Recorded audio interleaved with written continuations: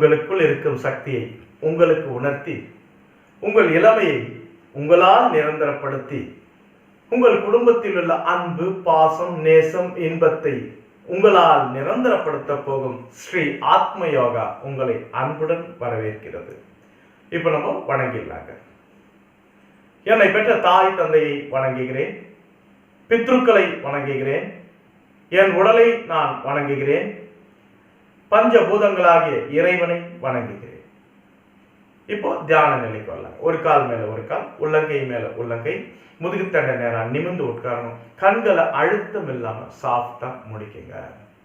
இப்போ நம்மை சுற்றிலும் நாம் அமைதி ஏற்படுத்துறோம். ஏன்னா நம்ம எண்ணத்திற்கு உணவாகிய அமைதியை நம்ம கொடுத்தாங்க இல்லைங்க. நம்ம பசிக்கும் பொழுது உணவுக்கும் சாப்பிட்றோம், உடல் உழைப்பு வலிமைக்கு. அப்ப எண்ணத்திற்கு வலிமை கூட்டுவது அமைதி. அந்த அமைதியை நம்மை சுற்றிலும் நாம் ஏற்படுத்துற அமைதி தான் நம் எண்ணத்தை பலப்படுத்தும் உணவு. ஓகே, இப்போ கண்களை சாஃப்டா முடிக்கங்க. நம்மை சுற்றிலும் அமைதி நிலவுகிறது. இப்போ உங்களோட உணர்வுகளை நீங்க ஏற்படுத்துற அமைதியில நிலை நிறுத்துங்க. இப்ப பாருங்க, உங்களை சுற்றிலும் அமைதியான சூழ்நிலை உருவாகி கொண்டே இருக்கிறது. அமைதியில் உங்க எண்ணங்கள் முழுவதும் பாய்ந்து கொண்டிருக்கிறது, உங்க உணர்வுகள் முழுவதும் பாய்ந்து கொண்டிருக்கிறது. உங்க உடல் லேசா இருக்கு, ஃப்ரீயா இருக்கு, ரிலாக்ஸா. இன்னைக்கு சித்தர்களை பத்தி நம்ம தெரிஞ்சுக்கலாம். சித்தர்கள் அப்படின்னு ஒண்ணு பல ஆயிரம் ஆண்டுகள் வாழ்ந்தார்கள், காற்றில் மிதந்தார்கள், கூடு விட்டு கூடு பாய்ந்தார்கள், கடல் நீரில் நடந்தவர்கள் அப்படின்றதான் எல்லாரும் கேள்விப்பட்டிருக்கோம். அதாவது நம்ம புத்தகத்திலையும் படிச்சிருக்கோம், பல பேர் நம்ம கிட்ட சொல்லியிருப்பாங்க. அந்த சித்தர்களை பற்றி நான் சிந்தித்ததை உங்களிடம் பகிர்ந்து கொள்கிறேன்.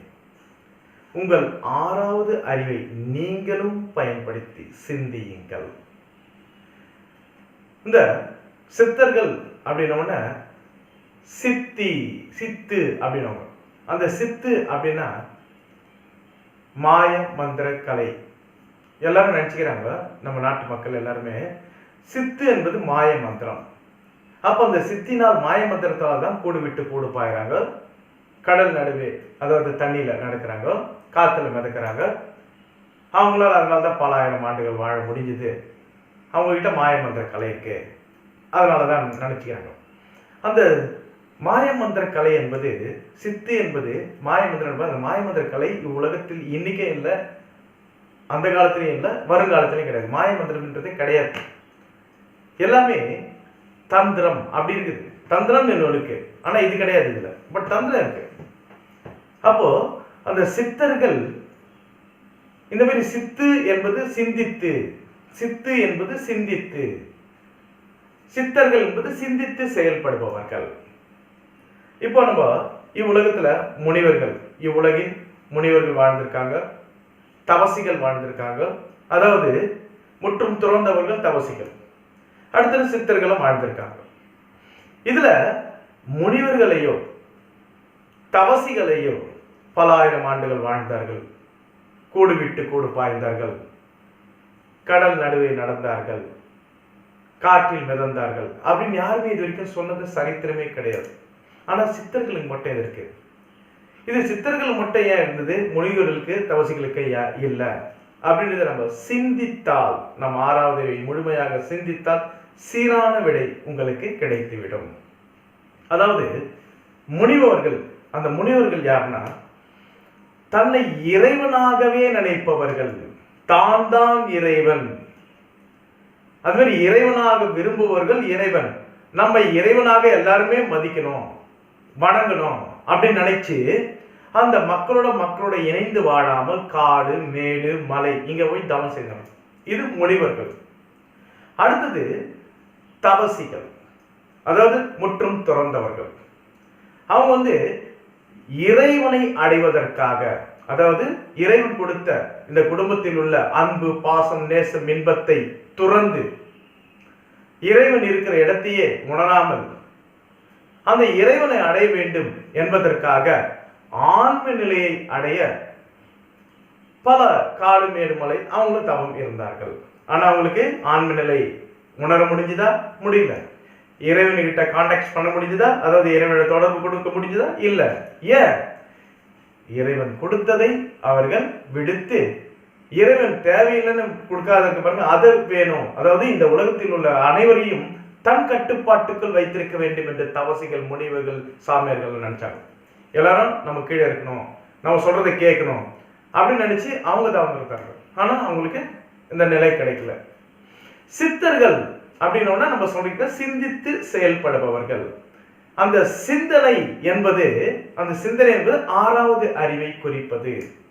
அப்ப அது ஆறாவது அறிவின் தன்மை என்ன அப்படின்னு பாத்தீங்கன்னா, இந்த உடலும் உயிரும் இணைந்திருந்தால்தான் நான், இந்த உடலும் உயிரும் இணைந்திருந்தால்தான் உணவே தேவை, இந்த உடலும் உயிரும் இணைந்திருந்தால்தான் உழைக்க முடியும், இந்த உடலும் உயிரும் இணைந்திருந்தால்தான் உறக்கம், இந்த உடலும் உயிரும் இணைந்திருந்தால்தான் நம்ம குடும்பத்துல யார் என்பதை நம்ம குடும்பத்தில் உணர முடியும்.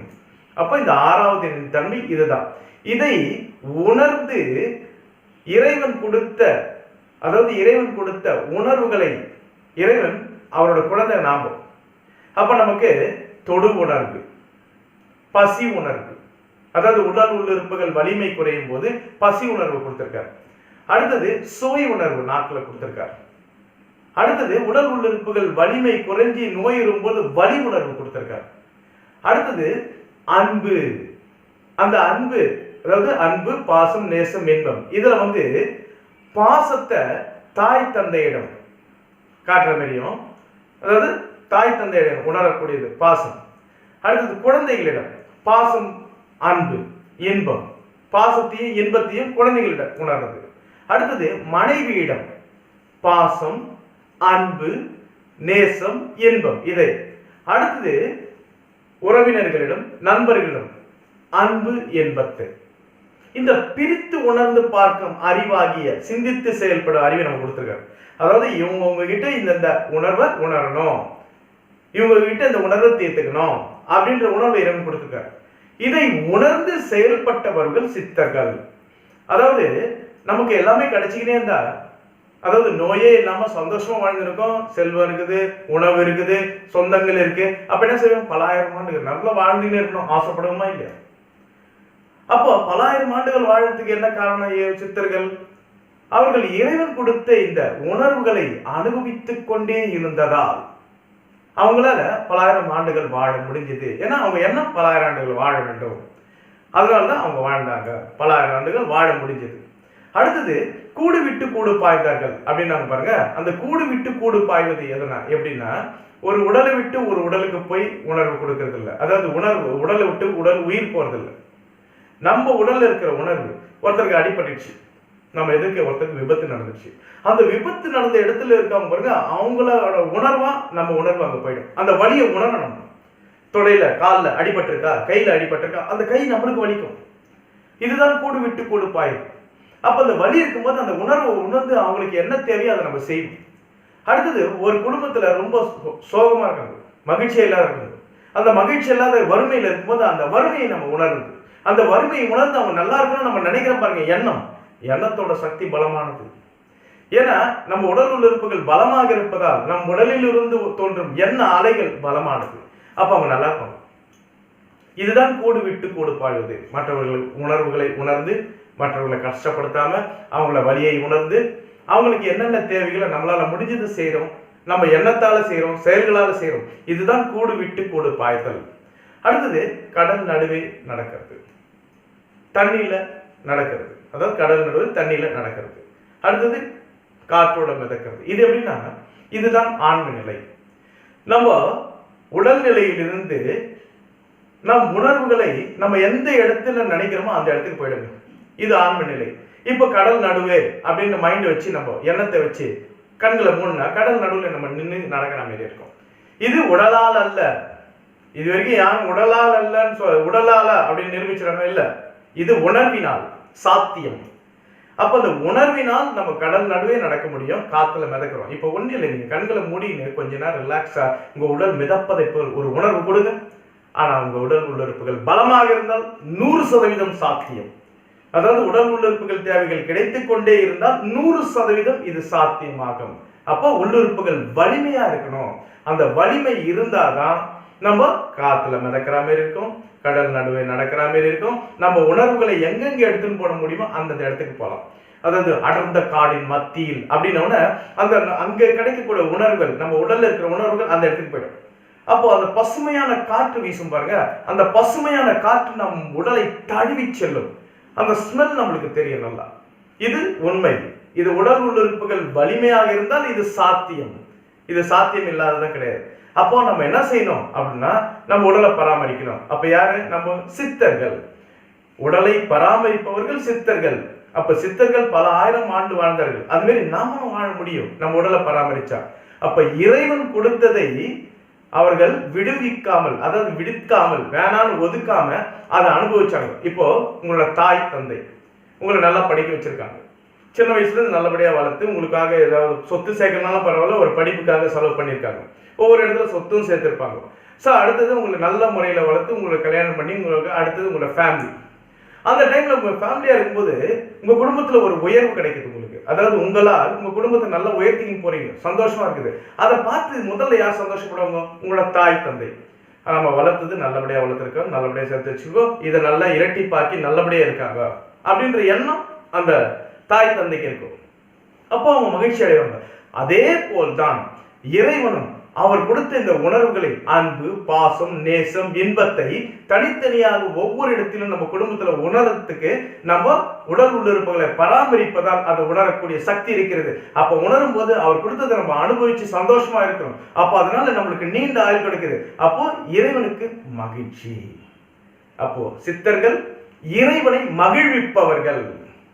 அப்ப இறைவனை மகிழ்விப்பதால் சித்தர்கள் பல ஆயிரம் ஆண்டுகள் வாழ்ந்தார்கள். அதுபோல் நாமும் சித்தர்களாகலாம். இது உங்களால முடியும். கொஞ்சம் சிந்தித்து, உங்களோட 6வது அறிவை சிந்தித்து பாருங்க. சித்தர்களின் நிலை நம்ம நிலையை உணர்ந்துடலாம். அப்போ இறைவனை மகிழ்விப்பவர்கள் சித்தர்கள் இப்படின்றது ஈஸியா நம்மளுக்கு உணரலாம். அதுக்காக நம்ம என்ன செய்யணும்? அரைத்து சுவைத்து உண்ண வேண்டும். ஆழ்ந்த சுவாசம், தினசரி ஆசனங்கள், தியானம், நடைபயிற்சி, இந்த 5த்தையும் ஃபாலோ பண்ணுங்க. 100% நம்ம இந்த உலகத்தில் உள்ள அனைவரையும் நாம நீண்ட ஆயுள வாழ வைக்க முடியும். அது எப்படி? நாம எதை செய்ய வேண்டாம். நம் உடலை பராமரித்தால் நாம நல்லா இருப்போம், இளமையா இருப்போம், மகிழ்ச்சியா இருப்போம். அதை பார்த்து என்ன செய்வாங்க? நம்ம குடும்பத்தில் எல்லாரும் செய்வாங்க. அடுத்தது பக்கத்தில் இருக்கவங்க, அடுத்தது உறவினர்கள், இந்த மாதிரி ஒவ்வொருத்தரா ஒவ்வொரு ஊரா சேரும் போய் எல்லாரும் நம்மளை பார்த்து சந்தோஷமா இருக்கணும், நம்மள மாதிரி இருக்கணும்னு நினைப்பாங்க. 100%. ஒரு சாதாரண ஒரு புடவையோ ஒரு சட்டையை எடுக்கும்போது அந்த சட்டை நல்லா இருந்தா எல்லாரும் எடுக்கணும்னு நினைப்பாங்களா? அப்ப இளமைய நம்ம சந்தோஷமா இருக்கிறத பார்த்து, நம்ம குடும்பத்தில் நம்மளை லைக் பண்றதை பார்த்து, எல்லாரும் நம்மளை லைக் பண்றத பார்த்து எல்லாரும் நம்மளையும் லைக் பண்ணணும், எல்லாரும் விரும்புவாங்க. அப்போ அதுக்கு என்ன ஃபாலோ பண்ணுவாங்க? நம்ம என்ன செய்யணும்? அதை ஃபாலோ பண்ணுவாங்க. அப்போ அவங்க ஃபாலோ பண்றது என்ன? அரைத்து சுவைத்து உண்ணும் உணவு, ஆழ்ந்த சுவாசம், தினசரி ஆசனங்கள், தினசரி தியானம், நடைபயிற்சி. இதை ஃபாலோ பண்ணோம்னா அவங்களும் நீண்ட ஆயுள் கிடைக்குது. அப்ப இந்த உலக அளவுல எல்லாரும் நீண்ட ஆயுளோட மகிழ்ச்சியா அவங்கவுங்க குடும்பத்துல இன்பமாக இந்த மனித பிறவியான புனிதமான பிறவியை முழுமையாக அனுபவித்துக் கொண்டே இருக்கலாம். உங்களால் முடியுங்க. உங்க 6வது அறிவு முழுமையாக செயல்பட்டு கொண்டிருக்கிறது. நன்றி.